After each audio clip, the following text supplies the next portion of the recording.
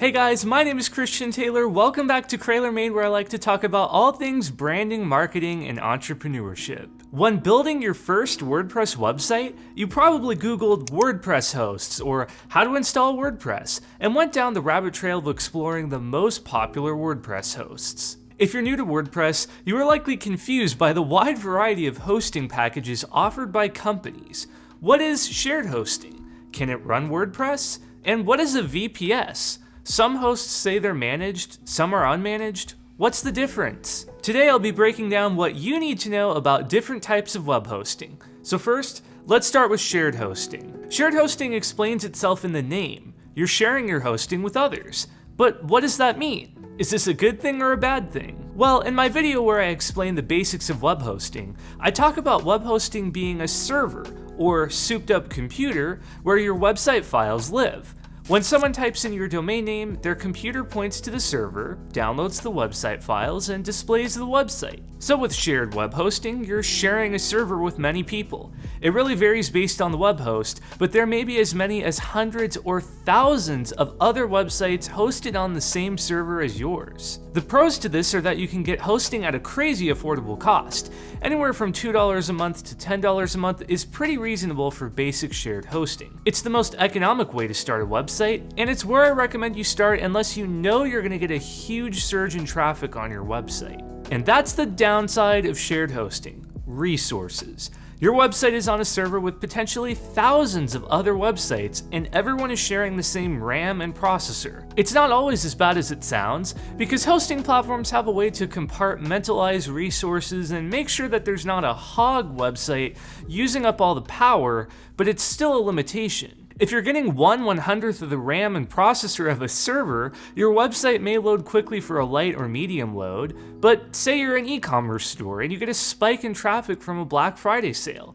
These types of scenarios are not handled well by shared hosting. The other downside of shared hosting is being affected by denial of service attacks or other forms of malicious attacks that can happen on other users' websites.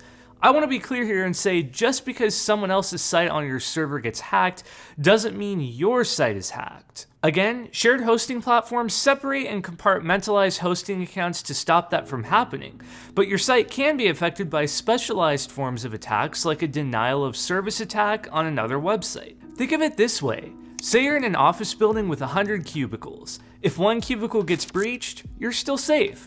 But if the power to the entire office building gets compromised, everyone in the office is affected. Even if the hacker didn't even know your website existed and they were just trying to mess with someone else's, it could cause your site to go down if they do a certain type of attack that affects the server and not just the website. So is shared hosting really worth it?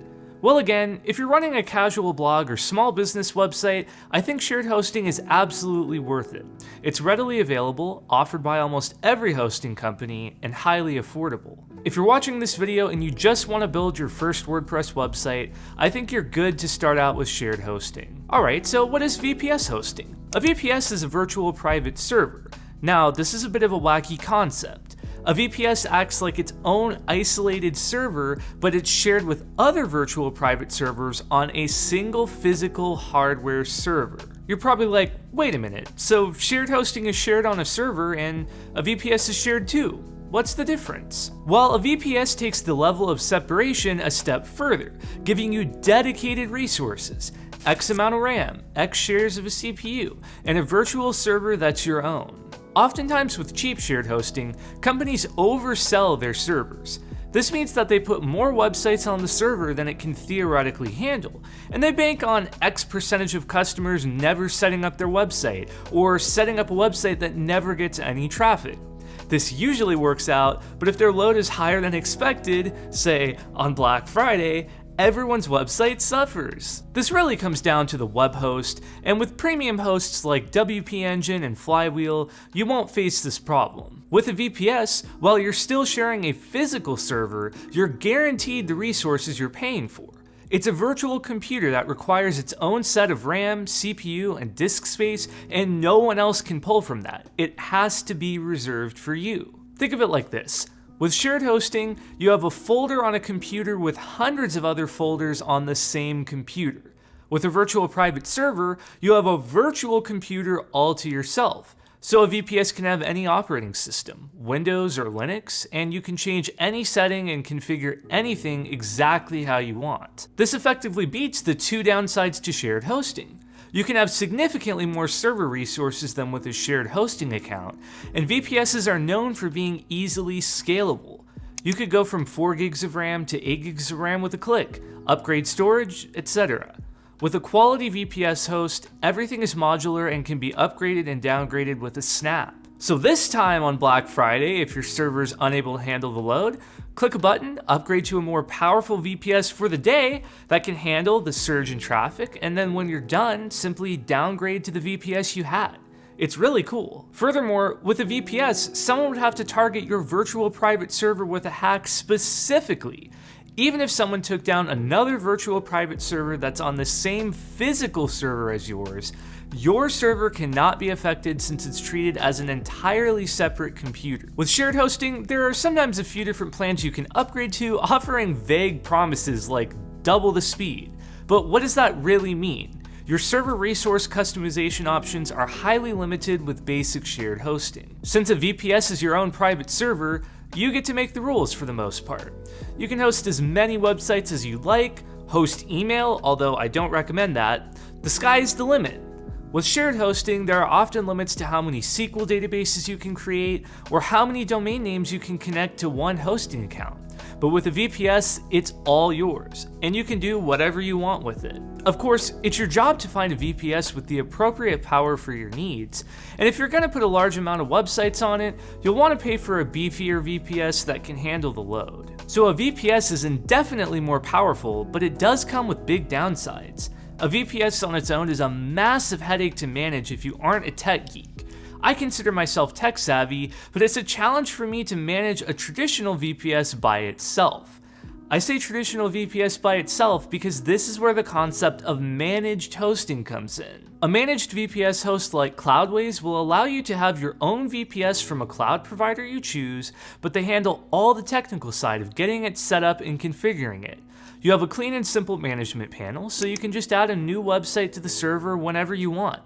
Typically with a VPS, you'd have to get your hands dirty and mess with a command line, but with a managed VPS, you just have a convenient panel like shared hosting, but you get to leverage the big power advantages of a VPS.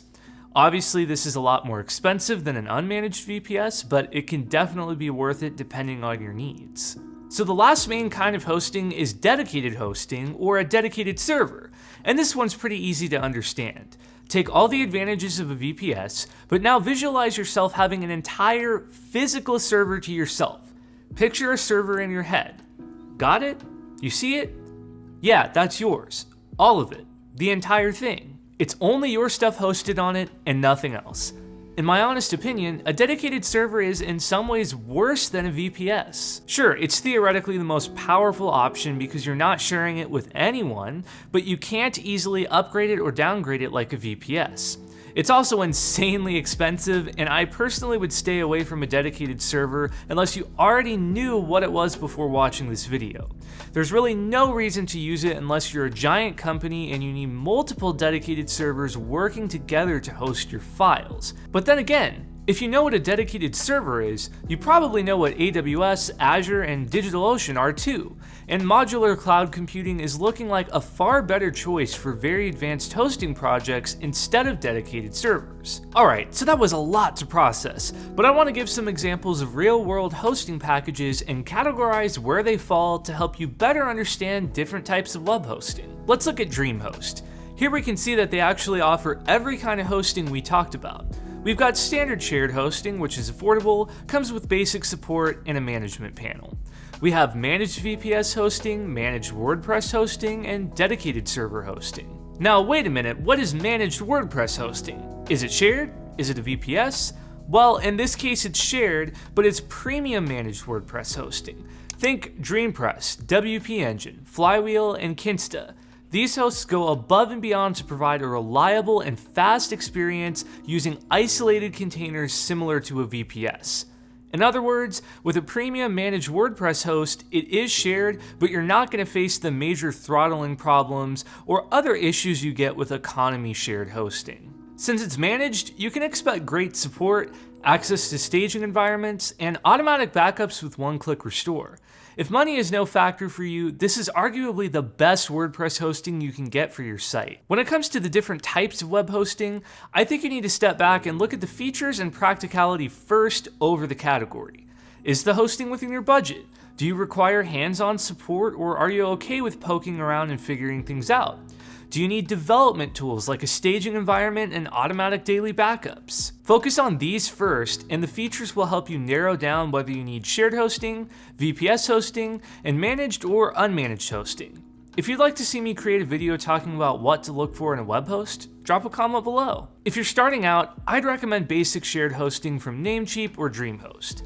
If you need more power or features like a staging environment or high-end support, go with Flywheel or WP Engine if you just have one website. If you host several WordPress websites and are looking for the ultimate managed VPS host where you can host as many websites as you'd like, I recommend trying Cloudways. I personally use WP Engine and Cloudways. I have my highest traffic website hosted on WP Engine, and I have a 2 GB DigitalOcean server with Cloudways that hosts the rest of my websites, including all of my Krayler Media sites. So what type of hosting do you use? I'd love to know your thoughts in the comments down below, and if you like this video, do be sure to hit that subscribe button and click the bell so you don't miss when I release new videos. With that said, I will catch you guys next time.